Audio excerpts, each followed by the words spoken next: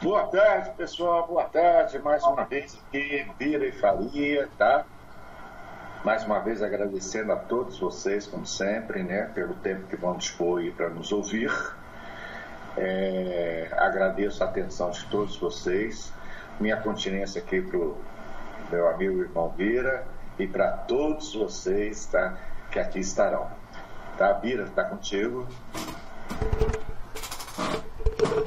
Pessoal, boa tarde, como vocês estão? Tudo bem? Vamos procurar fazer umas lives mais curtas, né? A nossa ideia agora é fazer poucos temas e fazer mais rápido para que fique mais dinâmico o canal em relação à quantidade de tempo que a gente utiliza, né? Vamos em frente? Podemos partir para a primeira pauta? Pode. Vamos lá. Deixa eu preparar aqui. Vamos ver.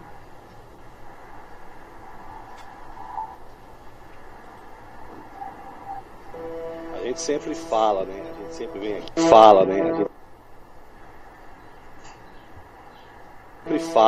gente sempre vem aqui no canal, vários outros canais também. A gente fala sobre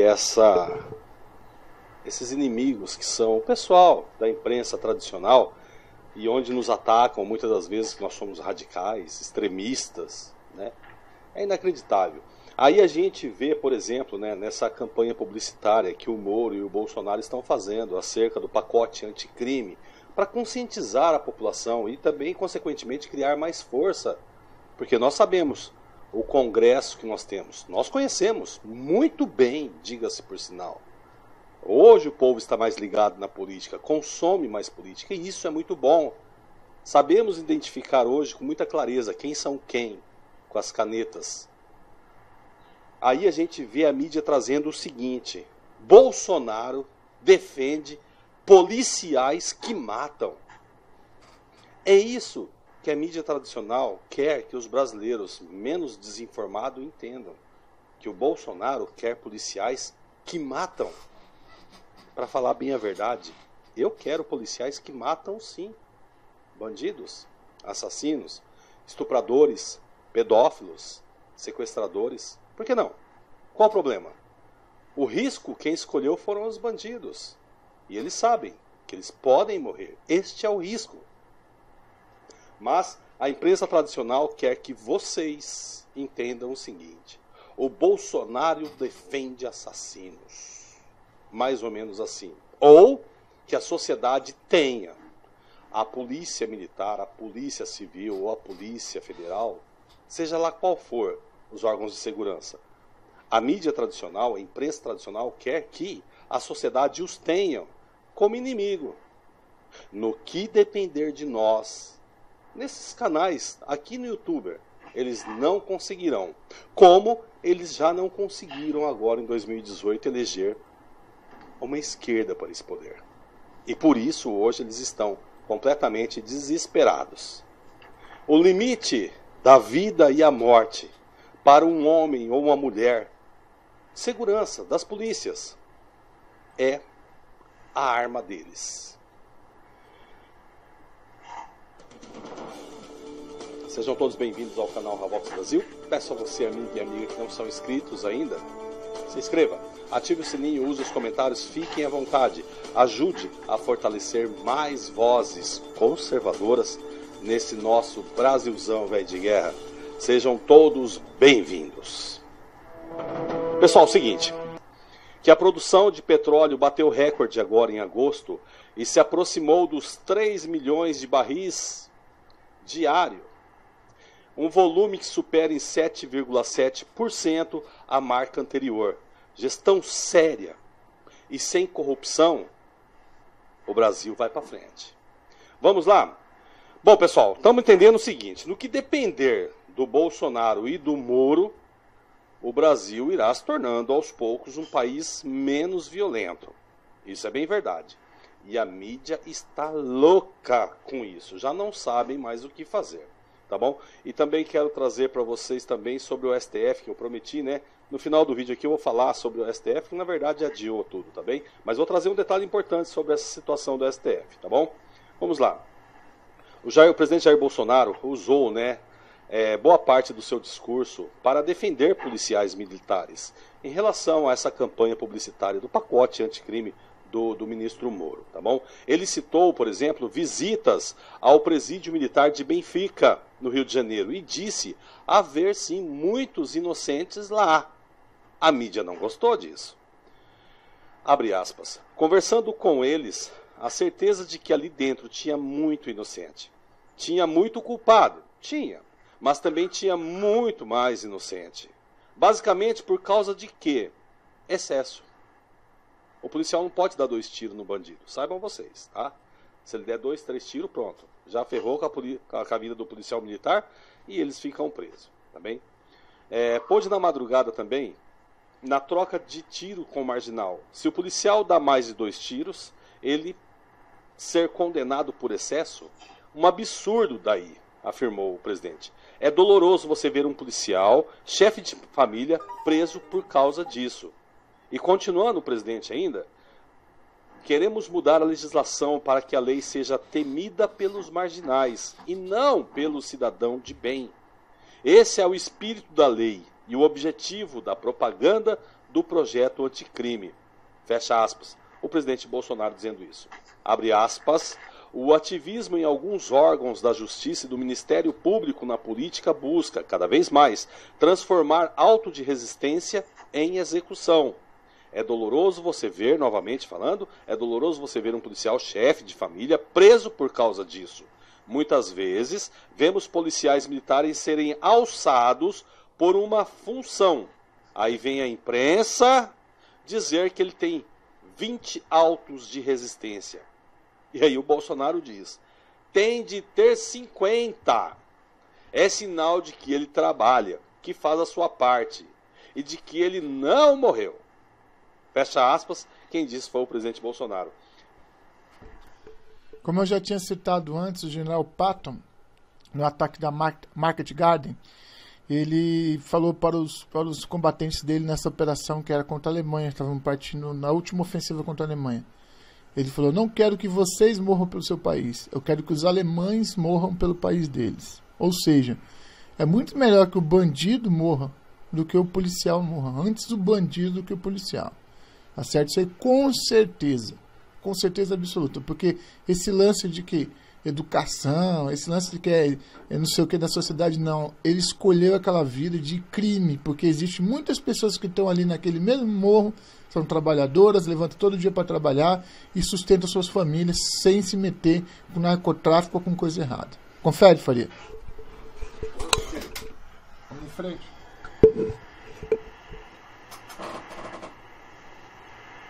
Bolsonaro. Se essa mídia for para os Estados Unidos, e claro que eles vão, tá bom? Eles adoram os Estados Unidos, eles adoram o capitalismo, mas querem pregar aqui no Brasil o socialismo. Os hipócritas de sempre, como a gente sempre fala. E não é só a mídia tradicional, não. Os artistas também, cantores, artistas, atores e muito mais aí. Eles querem pregar o socialismo aqui para eles não precisarem trabalhar, viver com o meu dinheiro, com o seu dinheiro. Mas o que eles gostam mesmo é do capitalismo americano. Por que eu estou falando isso? Meu amigo, lá tu não precisa nem atirar no policial para tu ser morto. Basta você ameaçar. Isso é Estados Unidos. O pacote anticrime está entre as metas apresentadas pelo governo como prioritárias. A intenção é combater a corrupção e melhorar a segurança pública no país. E esses números já estão melhorando. Já vou trazer para vocês também. Tá bom? Esse pacote anticrime, pessoal, ele é composto por 3 projetos de lei. Tá bom? O PL 1865, agora de 2019, que criminaliza o uso de caixa 2 em eleições. O Congresso odeia esse tipo de coisa. O Congresso odeia esse tipo de coisa. Também o PL 1864, de 2019, que estabelece medidas contra a corrupção, o crime organizado e os crimes praticados com grave violência.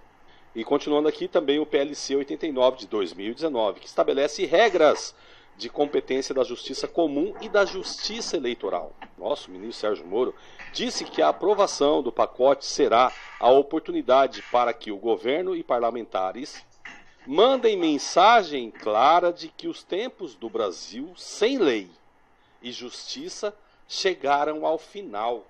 Eu vou repetir. Esse é um recado do ministro Sérgio Moro. mandem mensagem clara de que os tempos... Alô, Supremo Tribunal Federal, ministros do Supremo Tribunal, alô, Gilmar Mendes, Dias Toffoli e demais, para vocês uma mensagem clara de que os tempos do Brasil, sem lei e sem justiça, chegaram ao final.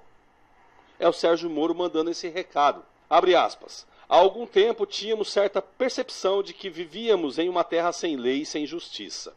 Vivenciamos nos últimos 5 anos, principalmente, revelações de um grande sistema de corrupção.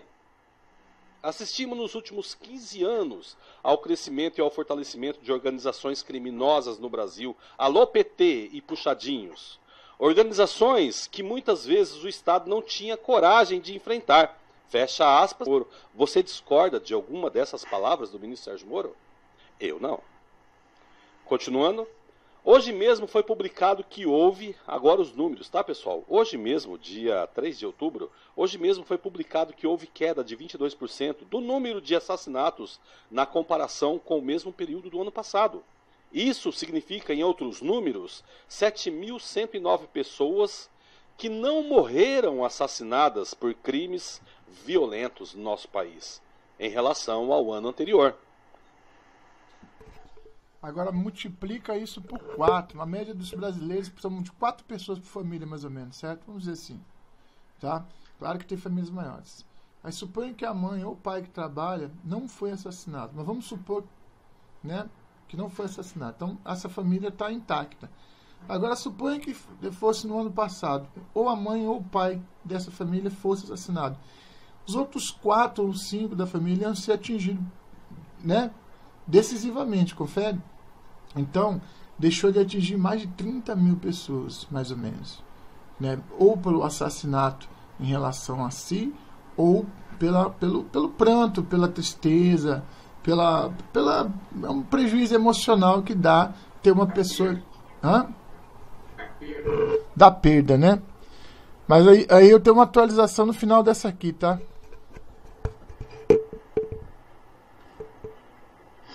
Acrescentou o ministro Sérgio Moro, ao defender a atual política de segurança do governo Bolsonaro.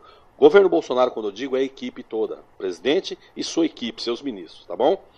Com o slogan pacote anticrime, a lei tem de estar acima da impunidade. As peças elaboradas pela Secretaria Especial da Comunicação Social da Presidência da República poderão ser vistas até dia 31 de outubro em rádios, televisão, internet, cinema e mobiliários urbanos. E eu faço questão mais uma vez, meus amigos. Mandem uma mensagem clara de que os tempos do Brasil sem lei e justiça chegaram ao final. E que assim seja. E vamos nós, brasileiros, juntos ajudar. Ontem mesmo o ministro Sérgio Moro tuitou: juntos somos mais fortes. Muito obrigado mais uma vez pela companhia. Boa noite. Fiquem com Deus. Obrigado. Agora, sobre isso aí, ontem ainda, num seminário eu vou colocar aqui na tela, você não vai ver, mas o pessoal vai ver aí. Ontem ainda, num seminário, que eu até fiz uma live sobre esse seminário, foi dito pelo presidente que, chegando a liminar, imediatamente vai suspender, diz Bolsonaro, sobre publicidade do pacote anticrime. A frase que ele usou foi do pacote anticrime, a lei tem que estar acima da impunidade, está em vários prédios do Ministério da Justiça, né? E o presidente Bolsonaro admitiu nesse sábado, dia 5 de outubro, que há risco real de suspensão da campanha publicitária do pacote anticrime. Aí ele falou assim: está vindo mais um processo chegar às minhas mesas. Eu vou ter que suspender junto com o Sérgio Moro a propaganda da lei anticrime. A declaração foi feita na abertura do 3º Simpósio Conservador de Ribeirão Preto por videoconferência. Quem vai fazer isso? Primeiro foram os deputados que pediram o final disso aí, tá? E quem vai decidir isso vai ser o ministro do TCU, Vidal do Rego, monocraticamente, sobre a remoção e manutenção da campanha do pacote anticrime na 3ª ou 4ª-feira. Faria, o que você acha disso aí? Porque quando o país está brigando para acertar, É claro que a gente tem aí várias pessoas aí contra, né? Vou falar para você, ó. Gente, nós estamos brigando pelo país, né, Bira? Nós estamos brigando aí para acertar o nosso país. Canais aí que, infelizmente, viraram a toga aí,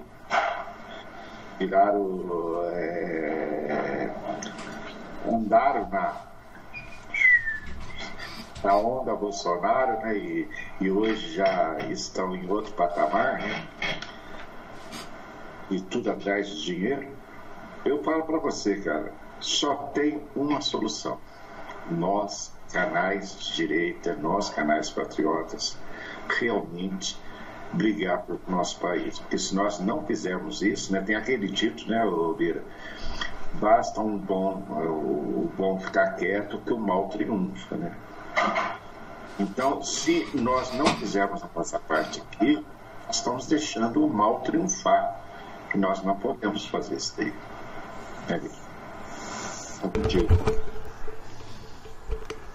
A coisa é tão triste, tão engraçada que, como você falou, esses canais aí que se dizem de direita, se togaram de juízes aí pra ficar criticando o presidente, julgando o presidente, sem saber nem ter conhecimento de causa. Inclusive nessa live aí que eu recomendo, aí que eu coloquei, que tem um presidente falando, tá no meu canal, ele fala assim, vocês não entendem nada de Congresso Nacional, eu tive lá 28 anos, quem são vocês para entender? Ele falou assim, qual foi a manobra que eu fiz errada até agora? Aí começou a mostrar as manobras, começou a falar, vale a pena conferir lá, viu? Quem não viu esse vídeo do presidente falando nesse seminário, ele foi bem incisivo, coisa que ele normalmente não faz em relação ao desabafo dele. E dessa vez ele desabafou mesmo. Normalmente ele ataca e dessa vez ele se defendeu, tá? Agora vamos lá. Ainda dentro dessa ideia de país, né? Você sabia que advogados hoje eles estão andando de blindado, né? De carro blindado, né? Agora também estão com as togas deles blindadas também, aproveitando. Vamos dizer assim, companheiros de profissão, né? Será que dá para chamar isso aqui de companheiro de profissão? Muito bem, pauta número 3, o ministro Gilmar Mendes, do STF, deu salvo-conduto aos... Só um pouquinho. Aos advogados José Roberto Figueiredo Santoro e Raquel Botelho Santoro César, contratados, adivinhe por quem? Por Paulo Vieira de Souza, o Paulo Preto, ex-diretor da estatal paulista Dersa, acusado de ser operador financeiro de políticos do PSDB, o partido do Fernando Henrique Cardoso, que colocou Gilmar Mendes lá no Supremo, é bom lembrar. Gilmar Mendes proibiu a força-tarefa da Lava Jato de abrir inquérito policial ou qualquer outra investigação criminal contra os dois e também que não se investigue fatos relacionados a eles nos autos que tem como alvo Paulo Preto. Está distribuindo blindagem, o Gilmar Mendes. Fez isso com o Glenn, né? Agora está fazendo com a turma do Paulo Preto. O operador do PSDB é acusado em Curitiba de envolvimento com lavagem de 100 milhões de reais e uso de contas secretas abertas em paraísos fiscais. Eles pediram em um habeas corpus que fossem impedidas quaisquer investigações contra eles. Em São Paulo, ele foi condenado a 145 anos de prisão na Lava Jato. Ainda nessa quinta-feira, o TRF4 transferiu do Paraná para São Paulo uma ação penal em que Paulo Preto é acusado de lavar dinheiro para a Odebrecht e a UTC. Em fevereiro, a Lava Jato prendeu o ex-diretor da Dersa por considerar que ele gerava valores para as construtoras pagarem propina a funcionários e políticos ligados à Petrobras. A 8ª turma do TRF4 entendeu, no entanto, que não havia provas de relação direta entre as supostas condutas de lavagem de dinheiro com o pagamento de agentes da estatal. Por isso, a ação será julgada pela Justiça Federal de São Paulo. Zé Maria Trindade, a gente viu lá atrás os recados do Paulo Preto, como quem poderia delatar a alta cúpula tucana. A gente viu essas acusações de que ele era operador de propina do PSDB. A gente viu também relatórios da Polícia Federal mostrando a quantidade imensa, mais de 40 contatos do Gilmar Mendes com o Aécio Neves. Ele sempre foi muito ligado à alta cúpula tucana. E a gente discutiu até ontem aqui no programa essa questão de blindagem de advogados. É claro que os advogados têm que ter a liberdade para trabalhar com os seus clientes, mesmo que sejam criminosos. Agora, havendo indícios de que eles estão realmente envolvidos em qualquer ato ilícito, eles, como quaisquer outros cidadãos brasileiros, devem ser investigados. Então não dá para ter uma blindagem total e é preciso avaliar caso a caso. Zé Maria. Essas prerrogativas de advogados, e isso fica cada dia mais claro, estão sendo mesmo usadas de forma indevida e isso tem que passar por uma nova regulamentação. Os advogados têm um acesso muito fácil ali aos parlamentares e conseguiram aprovar medidas que colocam essa profissão acima de absolutamente todas. O Estatuto da Ordem virou lei, né? Então, é uma situação muito diferente. Olha, Felipe, a Constituição de 88, ela foi elaborada no pós-ditadura militar e isso acabou provocando ali escorregadas muito fortes dos constituintes, deputados e senadores, né? Que eram constituintes também, e definindo ali alguns pontos, inclusive o habeas datas e o habeas corpus preventivo. O habeas datas é no sentido de que qualquer pessoa pode acionar qualquer empresa ou investigador e quero saber o que você tem contra mim aí. E outra é o habeas corpus preventivo, quer dizer, alguém que se vê numa condição de sofrer uma injustiça ou uma prisão ilegal, aciona, em vez do habeas corpus, que é quando a pessoa está presa, né, o habeas corpus preventivo. Então, veja bem, isto é para questões assim urgentes que possam ferir a legislação ou que tem um grupo mais forte, né, do que o próprio Estado. Então, é preciso entender esses instrumentos como uma emergência da emergência. E estão sendo banalizados pelo Supremo Tribunal Federal. A blindagem, ela é muito séria. Isso porque o indivíduo blindado, ele suspende investigações e processos muito sérios e que o próprio Supremo não tem conhecimento do que se trata aquela investigação. É muito sério e estão banalizando. E, por coincidência ou não, essas banalizações caem nas mãos de Gilmar Mendes. Agora, para eu entender bem, esses advogados são acusados de cometer algumas ilegalidades. E, por que não pode ser investigados? Só porque são advogados? Advogados, prerrogativas. Mas aí... Ou será que é porque são advogados do operador de propinas do PSDB? Pois é, agora é o seguinte, são envolvidos. Se eles estão envolvidos nessas maracutais, o que interessa o fato de ser advogado ou não? Agora tem essa também, não podem ser julgados, embora estejam envolvidos, ou sejam importantes os papéis desempenhados na maracutaia, mas não podem porque são doutores. Eu lamento muito ter cursado só até o 3º ano a faculdade de Direito, porque eu estou gostando dessa ideia de ser advogado, que daqui a pouco é sinônimo de impunidade. Lembrando que o Roberto Teixeira, advogado do Lula, virou réu numa das ações em que o Lula estava envolvido, porque houve, de fato, indícios de cometimento de crime. Eu lembro até do Sérgio Moro, que vai dar entrevista para a gente daqui a pouco, quando era juiz da Lava Jato, falando a respeito desse caso, justamente para rebater, na ocasião, esse tipo de alegação de que não se pode mexer com advogado, com o escritório de advocacia. Olha, se cometem crimes... É claro que se pode investigá-los, né? Senão são pessoas... Basta você se tornar advogado para você cometer crimes sem qualquer possibilidade de que haja uma punição. Então, assim, seria muito fácil. E é por isso que há essas nuances que precisam ser debatidas e, se houver necessidade de uma nova regulamentação, de uma nova lei, que os parlamentares estejam atentos a isso. Infelizmente, boa parte dos parlamentares não quer facilitar a prisão de bandidos, que é aquilo pelo qual zela aqui esse programa diariamente. Bom, na conversa anterior ali nós falamos ali dos deputados entrando contra a propaganda que é para a população saber do pacote anticrime, certo? Aqui nós estamos vendo dois advogados sendo blindados pelo Gilmar Mendes, pelo ministro Gilmar Mendes. Poxa, não precisa ser burro não para tirar nenhuma conclusão disso não, né? Os caras estão se defendendo da maneira que ele pode, usando todos os artifícios e malefícios. É muito inteligente, né? Desculpa, não precisa ser muito inteligente, né? Eu devo ser burro. Não precisa ser muito inteligente.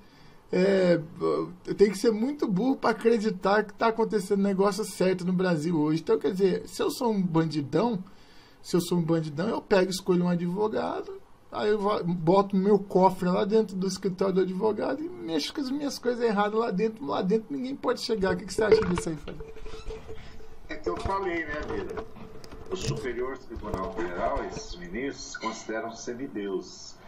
Agora, eles estão acasalando com os advogados para tornarem os advogados também semideuses, os advogados que os defendem, né? Então, poxa, nós temos que acabar com esses semideuses. Nós não estamos mais na Grécia, não. Nós não estamos na história, não, Bira. Nós estamos vivendo no mundo real, nós não estamos lá na Grécia, lá onde tinha Hércules. Você está falando da mitologia grega. A mitologia grega, Atena, entendeu? Pô, nós estamos na vida real, gente. Vamos acordar, não existe semideuses aqui, não. Mas eles se consideram. Infelizmente, essas pessoas se consideram semideuses. E nós... Agora, engraçado, né, Vila? Olha pra você ver como é que é engraçado. Nós somos os patrões. Nós pagamos os salários deles. E você não pode despedi-lo. É a primeira empresa que você é o patrão, porque você paga o salário deles, que é um absurdo de salário, mas você não pode despedi-los. Entendeu? É completamente diferente. Ou seja, o empregado manda no patrão. Essa é a verdade. O empregado manda no patrão. Tá contigo, Vitor. Numa empresa comum, qualquer empresa de capital aberto, ela tem seus acionistas. O que os acionistas querem? Eles querem botar o dinheiro deles lá para investir, para dar lucro. Vamos tentar comparar o governo federal com uma empresa de capital aberto, certo? Então, quando você elege, né, quando você vota e elege essas pessoas, todas elas, quais sejam, presidente da República, senadores, prefeitos, vereadores, todos, você está sendo acionista dessa empresa, certo? E qual é o lucro que a gente deveria ter? O lucro que a gente deveria ter é, pelo menos, honestidade, né? Os serviços, a honestidade com a coisa pública, ou seja, não jogar o nosso dinheiro fora, não roubar o nosso dinheiro, e depois também os serviços que o Estado tem que prestar com qualidade. É para isso que nós pagamos essa imensa carga de impostos. Entretanto, há contas aí de que cada $3 investido na saúde, chega até a ponta da linha, entendeu? E o resto é desviado. Poxa, tava vendo aí uma reportagem aí você mandou para mim aquele áudio, não sei se a gente vai fazer mais tarde, aquele vídeo dos caras abrindo lá os pacotes de dinheiro lá da merenda do Rio de Janeiro. Não, deixa pra próxima. Tá. Então, assim, quando você vê que nego tem uma mansão num local X lá de São Paulo, lá, melhor local, vou deixar pra próxima, só vou comentar. E vê que sai dinheiro de tudo que é lado da casa do cara, dinheiro em espécie, dinheiro vivo, que era para ser merenda de criança, você vê assim, o ser humano chegou nos últimos pontos que existia. E aí o que acontece? Gente normal, gente comum, gente que não faria coisa errada com o recurso público, não tem aquela presença de palco, aquela cara bonita, aquele jeito de falar, aquela malandragem, aquela maledicência que tem determinadas pessoas para tirar dinheiro dos outros. Eu não tenho isso. Mas aí, as pessoas que são espertas, não vou votar no Bira, não vou votar no Silvio Safari, não. Vou votar naquele cara, olha como ele é inteligente, olha como ele é bonito, ele se mexe bem. Ele é o artista que mais ganha, né? E ganha de maneira ilícita, e ele sempre ganha. Ou ele ganha, não tem jeito. Ele dá um jeito de ganhar. E aí depois, na próxima eleição, ele é caçado, ele é preso, ele anda com tornozeleira eletrônica, mas na próxima eleição ele está lá candidato de novo, e o povo ainda vota nele. Né, Frei? A gente tá cansado já disso aí, né, cara? Eu acredito, eu pelo menos estou cansado disso aí. Eu estou cansado. O que a gente pode fazer é o que a gente faz aqui, é tentar denunciar, tentar falar, tentar explicar para as pessoas as coisas, porque tem gente que ainda grita Lula livre, mas nem adianta gritar Lula livre, porque ele não quer mais sair mais da cadeia. Agora você tem que gritar Aí tem que ter... Porque o zumbi tem que fazer o que o dono manda, né? Que nem aquele filme de Drácula, que tem um zumbi que trabalha pra ele, sabe? Que ele tem sempre um que vive de dia cuidando da casa do Drácula lá, e o Drácula dormindo lá. Então, é esse tipo de gente aí que continua votando nesse tipo de político, né? Mas... E o PT, agora ele dividiu, né? O PT agora cada estado tem que ir um dia para Curitiba, né? Na manifestação de Lula, né? Só que agora a manifestação é o contrário, né? Lula preso, Lula preso. Fica aí. Fazer um cordão em volta da Polícia Federal para não deixar o Lula sair. Rapaz, esse país... Eu te mandei aí um quadrinho aí, né? Os policiais pegaram, subiram em cima da jaula, né? Aí colocaram a pinga assim, né? Com a vara, colocaram a pinga Agora assim, vai. Agora a gente consegue tirar o Lula da cadeia. Eu te mandei um outro que tem o Moro e o acho que é o Dallagnol puxando o Lula e o Lula segurando nas barras assim, ó, que não quer sair. Mas não é só ele que quer sair dali, que não quer sair dali. Aliás, ele não quer sair dali não, mas tem um que quer sair de onde ele tá e ir pra outra, tá? Até a chapa tá esquentando aí pro ex-governador Cabral. Aí ele debateu um fio pro Pezão, o Pezão falou, não, aqui tá limpeza, pode vir. Aí olha só o que aconteceu.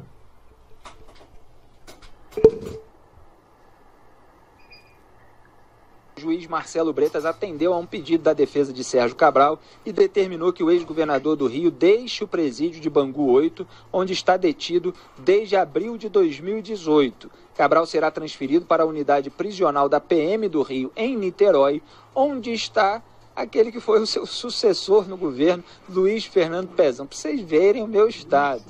O governador preso e o sucessor dele preso também. Segundo a defesa de Cabral, a integridade física do ex-governador estaria em risco, pois ele tem confessado seus delitos sempre que interrogado, o que resta por desagradar inúmeras pessoas, inclusive dentro da própria unidade prisional. Assinalou Bretas no despacho, aspas, entendo que a suspeita de eventuais riscos à segurança do preso, aliado ao temor relatado pelo acusado e a sua nova postura, são suficientes para justificar a transferência para outra unidade prisional. Fecha aspas. Lembrando que o Sérgio Moro aqui na entrevista falou da dificuldade de se conseguir delatores em facções criminosas, né, as mais armadas, mais violentas, justamente porque eles ficam com medo da retaliação da facção criminosa. Então, o Sérgio Cabral, pelo visto, há um risco de retaliação a ele também. Eu estou fazendo aqui essa analogia, são casos diferentes, é claro, mas sempre um delator fica visado pelos criminosos, principalmente se esses criminosos estão sendo delatados por ele. Sérgio Cabral já está condenado a 233 anos e 11 meses de prisão. Isso é incrível, né, Augusto? 233 anos e 11 meses de prisão. Ele não tem vida suficiente para cumprir a pena por todos os crimes que ele cometeu. Ele governou o Rio por 2 mandatos entre 2007 e 2014. Pezão foi o seu vice e assumiu o governo quando Cabral renunciou em abril de 2014 para concorrer ao Senado, mas acabou desistindo. Em novembro de 2016, o ex-governador foi preso na Operação Calicut, desdobramento da Lava Jato, por ordem do juiz Marcelo Bretas. Sufocado por tantas condenações, o réu em outras ações ainda em curso, Sérgio Cabral decidiu mudar a estratégia de defesa e passou a confessar ilícitos em seus mandatos no Palácio Guanabara. Em audiência com Bretas, em fevereiro desse ano, Cabral declarou, aspas, apego ao poder e ao dinheiro é um vício.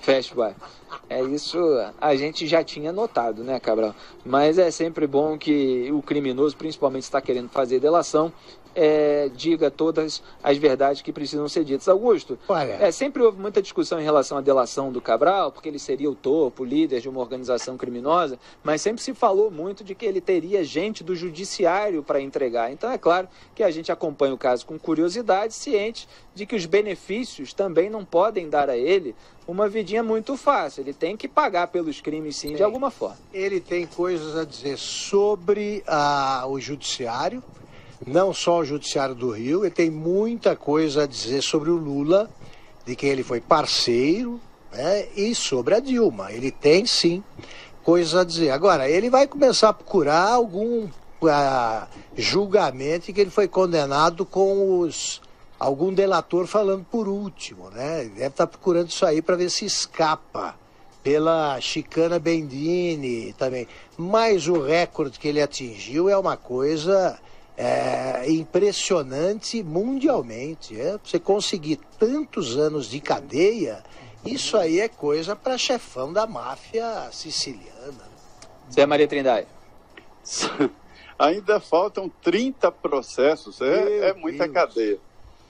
Olha só, eu vi com bons olhos, é uma boa notícia essa de que o juiz Bretas entendeu que ele está colaborando. Porque logo no início a arrogância dele era tão grande que ele decidiu agredir o próprio juiz Bretas e ficou fazendo ameaças, insinuações com relação à família, houve insinuações aí. Ele achava que não tinha mais nada a perder. Foi parar em situações muito complicadas em presídios, né? E a situação dele ficou muito difícil. E agora, colaborando com a justiça, mesmo que ele não vá para a liberdade, eu não acredito que um acordo assim seja fechado. A ideia é de que ele faça uma delação para melhorar a sua vida carcerária. Fique ali 30 anos, deve acontecer a unificação de penas, isso é tradicional da justiça brasileira, unificação, 30 anos, que é o máximo que alguém pode ficar na cadeia, e ele pegaria uma cadeia melhor nesse acordo, e eu fico feliz, porque ele tem sim muito a mostrar, ele tem muito a falar, ele distribuiu muito dinheiro, e muita gente que anda esquecido pela justiça pode entrar na linha de tiro a partir desta revelação do ex-governador do Rio de Janeiro. Agora, viciado em corrupção é um negócio interessante, né? Eu achei que nesse campo aí o limite da criatividade tinha sido alcançado pelo Michael Douglas quando ele disse que era viciado em sexo, lembra? Ele, para se explicar lá com a patroa, ele veio com essa e se internou. Essa é uma ótima, né? Você é pego em flagrante, não, eu sou viciado, eu não estou traindo ninguém e tal. Agora, esse aí, ele nem disse cleptomaníaco, porque é pouco. É viciado em roubo. Essa é ótima. É a mesma coisa. Viciado em roubo ser rico é uma coisa. E o outro lá, viciado em sexo, é um tarado. É a mesma coisa com nomes diferentes. Exatamente. Bom, para começar a pena dele, né, que a gente já tinha conversado antes sobre isso, eles vão utilizar algum meio daquele como utiliza lá do Buda, lá, sabe, onde é quem reencarnou a pessoa, os caras vão lá e buscam.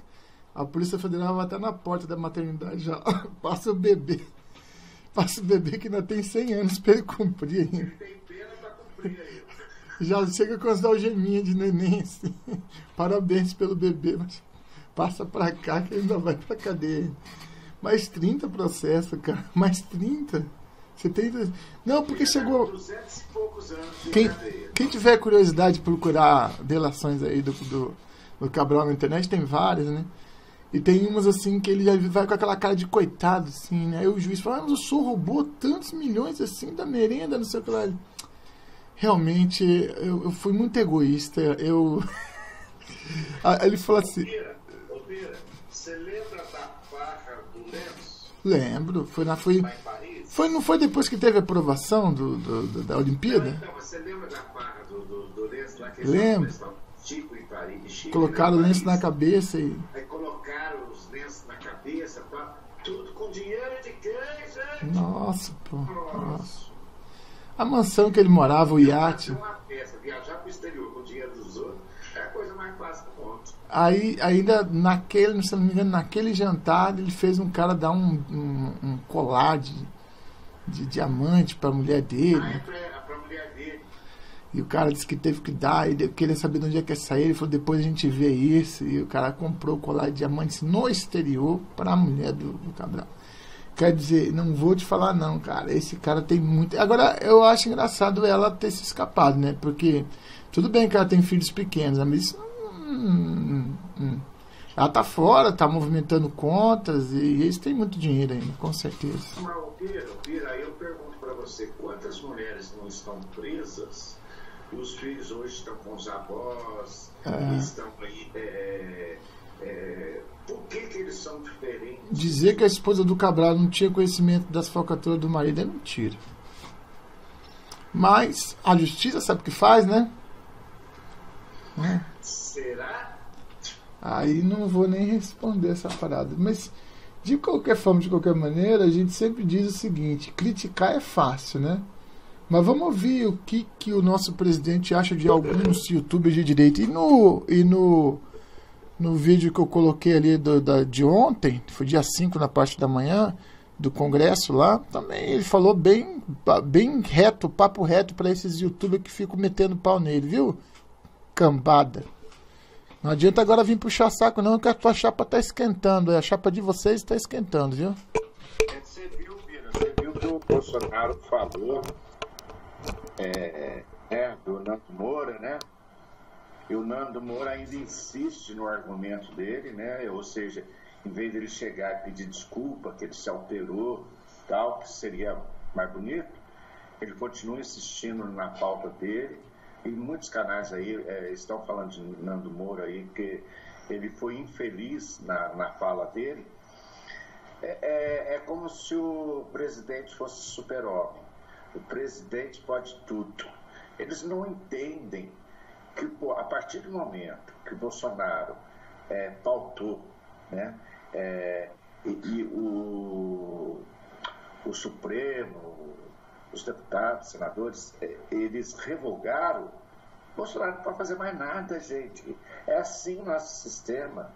Então não adianta falar, por que o Bolsonaro não foi lá atrás? Pô, ele já fez o que ele tinha que fazer, gente.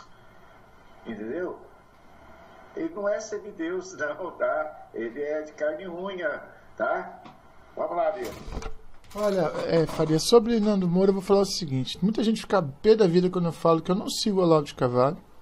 Eu já li muita coisa dele, concordo com ele, mas um debate, para mim, ele tem que ter um mínimo de nível, entendeu? E o Nando Moura também, os debates dele não tem nível, entendeu? Ele tem que vencer, ele tem que ganhar, ele tá certo, tá todo mundo errado. E, poxa, ele sai atirando para tudo que é lado. E agora eu acho que ele atirou no lugar errado, sabe? Porque ele mexeu com muita gente.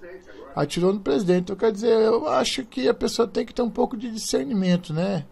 E falou muita coisa errada também aí, sobre Alain, e falou outra coisa errada sobre os outros caras. Ou seja, em vez de ele estar sendo um agregador, ele está dando uma de desagregador, né, cara? Tá parecendo um frota da internet, né? Que fala uma coisa, de repente se arrepende, depois fala outra, depois fala outra, depois fala outra, e cadê a coerência? Então eu posso até... Graças a Deus, né, Bia? Graças a Deus o Bira, o Ezra Prado não tirou o canal dos dois velhinhos, né? Ainda a gente tá podendo ainda, né, Ezra? Obrigado. Todo dia vamos agradecer pro Ezra, tá? Vamos agradecer. E os blindados já chegaram lá em Brasília, né? Não chegou? Não, tá certo. Ainda não. Tá no segundo aniversário. Eu acho que já fizeram um acampamento grande no meio do caminho. Bolsonaro rebate críticas de alguns youtubers de direita que se acham muito espertos. Há poucas semanas eu vetei aqui alguns artigos da Lei de Abuso de Autoridade. Foram 36 itens. Depois o Congresso derrubou praticamente metade disso aí. Derrubou, passou a ser lei, não quer discutir mais, não tem mais o que discutir. É assim que funciona o regime que nós vivemos aqui. No Peru tentaram fazer uma alteração lá, viu a confusão que deu no Peru, né? Está na Lei de Segurança Nacional, quem de forma violenta, tá, ou por ameaça, atenta contra qualquer um dos poderes, pena de 3 a 5 a 15 anos de cadeia. É a lei, pô, tem que cumprir a lei. E ponto final. Então eu vetei, muita gente não gostou. Tivemos aqui a votação de uma nova lei eleitoral. Pelo que eu me recordo, eu posso estar equivocado, eu nunca vi um presidente da República vetar um artigo qualquer de lei eleitoral votado no Congresso e chegar na mesa dele. Porque geralmente essa lei, né, interessa muito mais aos parlamentares do que ao presidente. É uma realidade. Então chegou para mim e votamos alguns dispositivos, como por exemplo, ressuscitar a propaganda eleitoral, E essa lei tem que entrar em vigor um ano antes das eleições. Então, a partir de amanhã, o que for lei, a partir de amanhã funciona. E a partir de depois da manhã, se o veto for derrubado, não vale mais para 2020, só vai valer para 2022. O que alguns fizeram? Alguns youtubers bastante famosos. Bolsonaro fez acordo com o Capiroto, fez acordo com não sei quem, com o Papa, com não sei quem, e fez um veto fake. Porque ele poderia vetar depois de 4 de outubro, assim não valeria para o ano que vem. E desceram a bordura em mim. Inclusive o youtuber de São Paulo, era cabeludo, agora está careca, não vou citar o nome dele, que eu tenho grande apreço por ele ainda. Mas me esculhambaram. Individualmente, muita gente esculhambou. Eu pergunto a vocês que me esculhambaram, a esse youtuber de São Paulo. Foi derrubado algum veto? Foi colocado em votação os vetos da lei eleitoral? Não. Fazem um pré-julgamento da gente, covarde, tentando ganhar espaço na mídia. O Bolsonaro já é igual a um outro qualquer. Bem, igual a outro qualquer é muito amplo. Tem muito deputado e muito senador que são boas pessoas. Ou todo mundo ninguém presta. E daí começa a esculhambar de toda a forma possível. Eu confesso que eu tenho couro duro. Não dá... Um cara normal, eu acho, desistiria. Porque os caras te ofendem. Quem foi para a ofensa, eu bloqueei. Bani, né? Chama banir isso mesmo? Eu bani, não quero mais conversa. O cara atinge a minha família, a minha mãe, atinge todo mundo. Veto fake, para inglês ver. Vai ser derrubado, os vetos serão derrubados e valerão para o ano que vem. Não foram sequer votados. Eu quero ver agora o que você vai falar. Você criticou. Ou você confia em mim ou não confia. Que motivo eu dei para cada um de vocês? Eu, que eu respondo por mim, que não estou fazendo aquilo que você, quem votou em mim pelo menos, acha que tem que ser feito. Então, lamento a posição, né? O pré-julgamento por parte dessas pessoas. Se errar um dia, tudo bem. Vetei, podia ter vetado depois do dia 4? Sim, poderia. Vetei antes, tenho 28 anos de parlamento, sabia o que ia acontecer. Então, não tenho críticas por parte de ninguém que tem juízo, né? E tem senso de responsabilidade no momento. E se o Congresso vier derrubar o veto, é direito do parlamento. Se você acha que o deputado, o senador votou errado, você decide no futuro se vai votar nele ou não. Aí eu falo, eu já vou passar para você. Aí eu falo, tem gente que gosta muito de dizer que tem um amigo lá no Congresso, que tem um amigo não sei aonde, que sabe de fonte fidedigna, não sei o quê. Não precisa. Tá aí o presidente da República está falando, ele. Ele sempre fez a comunicação oficial dele, ele mesmo, a não ser quando ele usa o jornal de Rego Barros, né, como porta-voz, para tratar dos assuntos institucionais também, que ele não pode tratar de tudo. Mas quando ele quer falar alguma coisa, ele não manda recado. Ele não fica de gracinha aí em YouTube, nem em Facebook, não. Ele fala a verdade nua e crua e joga na cara, entendeu? Agora, é muito fácil pegar a vibe da insatisfação das pessoas, porque as pessoas, como já disse, até foi mal interpretado o Twitter do Carlos Bolsonaro, que disse que o tempo do Congresso não é o tempo da população. A população quer ver mudança rápida. Tá? E está mudando, mas está mudando na frequência e na velocidade que dá, e encontrando uma resistência que nós sabíamos que ia ter, e nós já conversamos sobre isso aqui sempre. E se tentar mudar mais rápido, a derrota vai ser mais rápida. Portanto, é muito mais você construir o castelo com uma boa base do que sair fazendo um castelo de cartas que pode ruir a qualquer momento. Portanto, é para vocês engolirem, senhores youtubers de milhões, mil assinantes, entendeu? Que em vez de ajudar e dizer, pessoal, calma, vamos remando em frente, calma, começa a remar para trás e falar mal do presidente da República. Para quê? Para ganhar inscrito. Aqui nós não temos compromisso com inscrito. O compromisso com inscrito nós temos de falar a verdade. Mas nós não temos compromisso de querer ganhar mais inscrito, ou de querer ganhar mais like, ou de querer ganhar mais... Aliás, dar um likezinho que sempre é bom, né? Mas nós não estamos nessa disputa a ponto de eu parar de falar bem do meu presidente da República e começar a falar mal só para atender à insatisfação de algumas pessoas. Concordo com você, Pedro. Tem interesse financeiro, simplesmente é verdade. A gente se dispôs a dar um tempo nosso aqui para falar a verdade. Só isso. Fora isso, não tem nada. Ô, Bira, quanto tempo nós estamos aí? Estamos com 49, dá para fechar mais uma. Tá.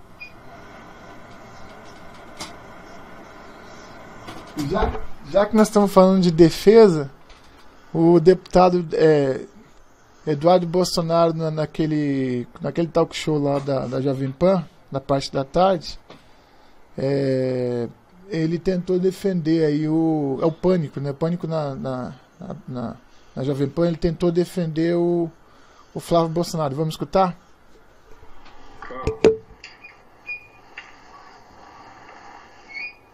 Gilmar Mendes, o que aconteceu com o Flávio Bolsonaro no caso Queiroz aí da rachadinha? Pergunta da Queiroz aí da rachadinha. Pergunta... Só aceitar o volume aqui. Tá muito alto. Aí da rachadinha. Pergunta da Miriam Leite. Tranquilo. Recomendo aí um vídeo pro pessoal assistir, que é o vídeo do próprio Flávio Bolsonaro falando sobre esse assunto. E de maneira bem resumida foi o seguinte, né? O sigilo bancário dele foi quebrado, sabe como? Através de um e-mail. Uma secretária do procurador mandou e-mail para o COAF e o COAF não informou sim ou não em questões genéricas. O COAF deu de maneira detalhada toda a movimentação financeira dele, bancária. Então, assim, se você comprou um apartamento do Flávio Bolsonaro, o seu sigilo também foi quebrado. Será que isso daí é o que a gente espera da democracia? É óbvio que não. E a quebra de sigilo? Sim.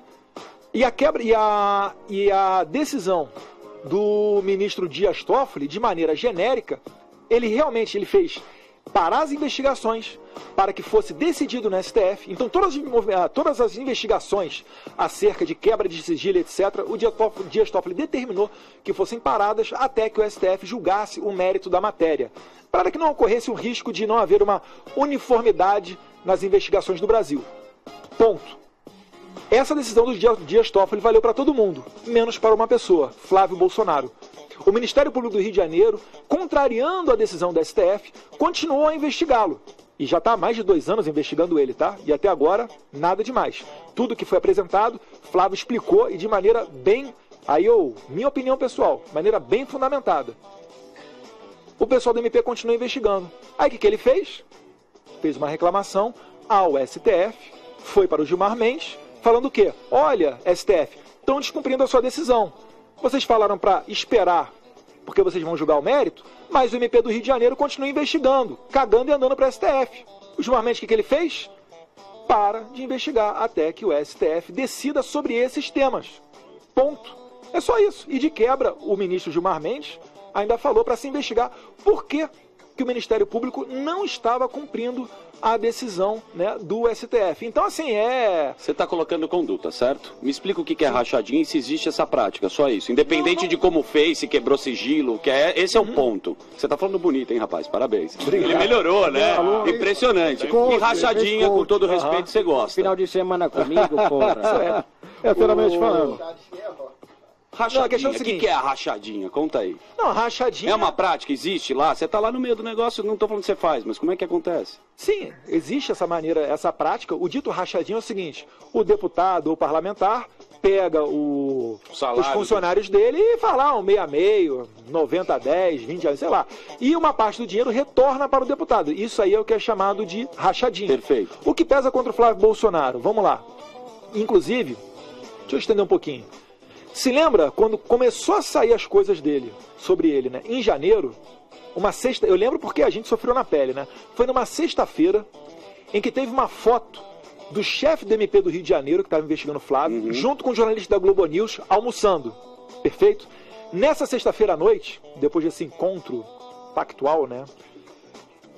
Surgiu na imprensa.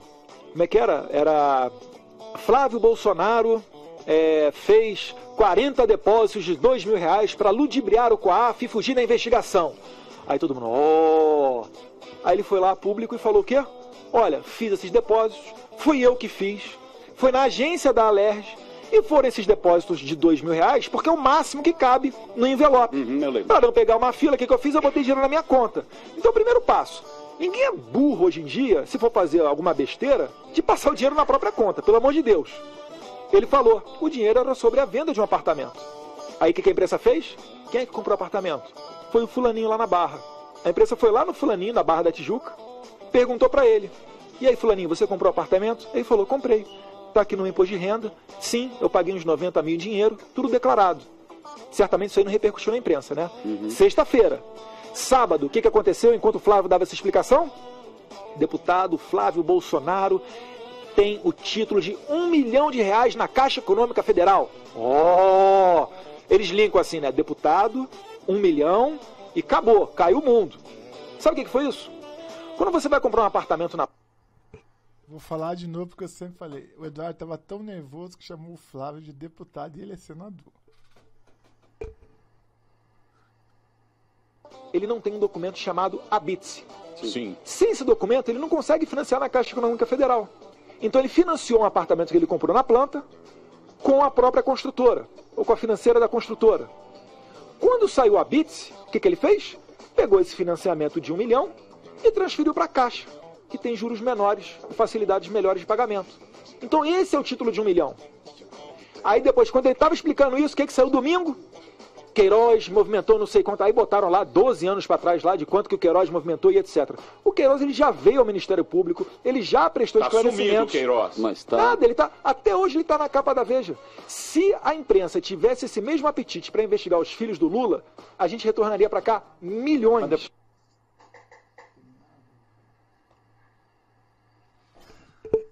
Bom, aí eu parei por aí, né? Depois dessa que ficou mal pra caramba, né? Bom, primeiro o Queiroz. Queiroz, ele aproveitou. Primeiro ele estava doente, pelo que eu ouvi falar, ele realmente teve câncer. Teve ou tem câncer, ele está combatendo ainda. Tá? Isso aí ninguém tá questionando isso. Mas em segundo ponto, é óbvio que o Queiroz não explicou tudo ainda, porque as investigações pararam. Portanto, ele não foi chamado novamente porque foi parado as investigações que tinham dados do COAF. Isso aí ele mesmo acabou de falar. Só que no caso do Flávio Bolsonaro, segundo disse o Eduardo, continuou investigando. Mas em que ponto continuou investigando? Vamos lá. E, por final, trazer os filhos do Lula para essa conversa. Não que eu gosto dos filhos do Lula, mas espera aí, uma coisa, outra coisa é diferente, entendeu? Então aí, eu também acho muito estranho, né, os filhos do Lula nunca aparecer em nada, mas a hora que a Polícia Federal tiver alguma investigação para fazer sobre eles, aposto que vai ser investigado sim. Tá? Aí sim, o Lula vai pular, agora estão investigando meus filhos, e cai toda a esquerda em cima, pobre dos meninos. Quer dizer, e outra coisa que eu vi em algumas entrevistas do Flávio foi querer associar a pessoa do pai a ele. Eu acho isso terrível. Porque se a gente já discutiu isso aqui, ninguém é responsável pelo filho fazer coisa errada. E se o Flávio fez coisa errada, ele tem que arcar com as consequências dele. Senão, ele tem que provar a inocência dele. Confere? Eu acho que é o seguinte, pessoal. É fácil. Nós, Vira, que já participamos de PM, em quartel, a gente percebe, né? Quando o réu tá mentindo, né? Quando ele, por exemplo, ele está sendo inquirido e ele pega e fala, mas fulano de tal também fez a mesma coisa, não foi punido. Ou seja, ele está disfarçando, jogando o que ele fez para outra pessoa, entendeu? Ou seja, ele está sem saída, né? Está sem saída. E você, com certeza, você já participou de IPM aí, já fez IPM, e você sabe que a gente percebe, né? Eu fui relator do IPM, né? Eu estava lá digitando lá, né, tal, era um capitão na época que fazia IPM. E eu olhava o capitão ali, eu olhava para ele e tal, ele olhava para mim e tal. O soldado estava mentindo, né? Então, e ele colocava a culpa em outros soldados, né? Eu colocava a culpa como o Eduardo fez agora. Aí os filhos do Lula. Não, pera lá, nós não estamos falando filho de Lula. Ninguém é a favor aqui dos filhos do Lula. Mas nós não estamos falando dele, nós estamos falando de Flávio. Então vamos atentar para o Flávio. Eu acho, minha opinião pessoal, eu acho que o Flávio está devendo alguma coisa no cartório e está tentando se safar. Tá? Minha opinião pessoal. Pois é, isso, eu já participei como encarregado de alguns IPMs, de algumas sindicâncias, auto de prisão em flagrante, já fiz parte de comissão de justiça, então eu já vi. Isso chama-se relativizar. Relativizar é quando você não é o culpado, o outro é o culpado, entendeu? E a partir do momento que você relativiza, você assume um meia-culpa. O que é o meia-culpa? Se eu estou nessa situação, mas e o outro? Quer dizer que você já se considera culpado. Você acha justo, injusto. É a mesma coisa de uma blitz da lei seca, né? Você cai na blitz e você bebeu lá uma cervejinha no carnaval. Aí, mas você sabe que aqueles outros carros que estão passando, todo mundo bebeu também, mas você caiu. Mas não interessa, vai recair sobre você, tá certo? Então, não interessa se os outros que estão passando também beberam. Então, na verdade, é assim que funciona a vida e a gente aprende, parece que só tomando porrada. Não vamos dizer também que naquela época era uma coisa corriqueira, né? Mas quem estava nessa situação está pagando, não tá? Pelo menos o Estado está tentando pegar. O esforço é esse, independente dele ser filho do presidente ou não, independente dele ser ex-presidente da República, independente dele ser senador, independente até, eu digo, de ser ministro do Supremo Tribunal Federal, que é algo que está faltando aqui ainda, né? Que está faltando a gente ver, porque a gente tem visto de todas as castas aí. Eu vi um senador outro dia falando isso. Senador cai, deputado cai, presidente da República já caiu uns montes. Por que ministro do Supremo Tribunal nunca caiu? Né? E o filho do presidente deve a satisfação de justiça assim tanto quanto eu e você. Você está entendendo? E isso não tem nada a ver com o governo Bolsonaro, que não é o Bolsonaro, é o governo dele como um todo. E se aí sim, se ele fizer alguma coisa no sentido de tentar livrar o filho dele, aí sim ele perde a minha confiança. Não, aí nós iremos falar isso aqui, né? Tá. Eu vou fazer minhas considerações finais, passamos de 1 hora. A gente está fazendo um resumão, viu, gente? É um resumão de quinta-feira para cá, tá certo? Então continue assistindo aí durante o dia. Mas o Bira não falou a verdade, viu? Mas... Estou fazendo resumão porque o técnico deixou a desejar, viu? Nós tivemos problema técnico, ele adora me sacanear, nós tivemos problema técnico sim, mas a gente acha que a gente tem que fazer esse resumão porque essas notícias não podem ficar para trás, a gente tem que continuar com elas aqui, por mais que o equipamento aqui não seja profissional, e nós não estamos fazendo vaquinha para comprar equipamento não, viu? Se bem que nós estamos sob ameaça, né, Faria? Dá para fechar nosso canal, viu, pessoal? Então aproveita. Porque nós somos ameaçados por um interventor de fraudas aí que diz que vai fechar o nosso canal. Mas tá bom. 2 velhinhos aqui, viu, pessoal? Pra quem não sabe aí, nós somos 2 velhinhos, viu? Engraçado que ele não tem coragem de falar isso na minha frente, né? Na minha frente, mas tudo bem. 2 metros de altura. 110 quilos. Fala na minha frente. Mas vamos lá. De qualquer forma, de qualquer maneira, aqui deixando meu abraço para vocês. Muito obrigado aí por estar com a gente no canal. E continue que durante o dia vão ter outras estreias aí, tá? Vou passar para o Faria para ele fazer nossa cerimônia final. O pessoal, eu sacanei o Bira, porque o Bira tá em Campo Grande, tá? Eu tô em Minas. 2 metros de altura, 110 quilos. Eu 1,68 m. Com 70 quilos, um abraço dele, eu tô fodido. Pessoal, é brincadeira entre nós dois aqui, tá? Eu até que gostaria de comentar uma coisa, Bira. Muita gente acha assim, o oficial não tem contato com o graduado não tem contato com o oficial, não pode brincar. Gente, esse tempo já passou há muito tempo, tá? Hoje um depende do outro aí, tá? Mesmo dentro do quartel, um depende do outro, tá? E para finalizar, gente, obrigado aí pela atenção de vocês. Voltamos mais tarde. Nós tivemos que dividir a live aí para não ficar muito comprida, né? Porque, infelizmente, meu técnico está deixando a desejar, certo? E nós voltamos mais tarde aí. E como eu termino a live de praxe, continência aí para o meu amigo e irmão Bira, continência para todos vocês aí que vão dispor esse tempo para a gente, tá? Nossa união continua sendo muito importante, cada dia que passa. E vamos continuar assim, tá? Vamos continuar assim, unidos para o bem maior do nosso país. De coração, para coração, vamos ver no coração de vocês com o maior respeito. Mais tarde nós voltamos. Vamos aproveitar que o Wesley não fechou nosso canal ainda, rápido. Valeu, gente. Até mais. Tchau. Tchau, tchau.